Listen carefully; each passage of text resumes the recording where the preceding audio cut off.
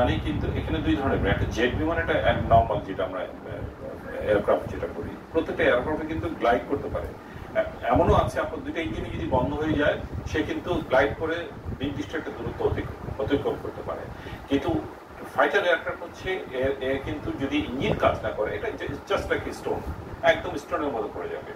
So যখন এই সমস্যা দেখা দেয় তখন সব পাইলটই চেষ্টা করে হয় দূরে কোথাও নিয়ে যেতে, অথবা সব পাইলটই চেষ্টা করে কিন্তু এয়ারপোর্টের কাছে এসে নামতে।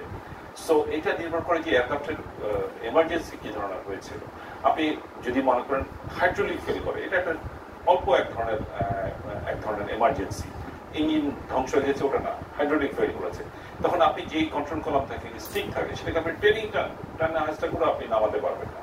আপনার ইলেকট্রিক ফেল হলে কিন্তু আপনার অনেক কিছু কাজ করবে না, আপনার চাকা নামাতে পারবেন না, অনেক কিছু করতে পারবেন না। সো সেই প্রেক্ষিতে আমি যদি বলি ফাইটার এয়ারক্রাফটে কিন্তু কোনো অপশন নাই। আপনার engine on, you are alive, if your engine off, you are dead man. It's just a stone. তবে কি ফ্লাইট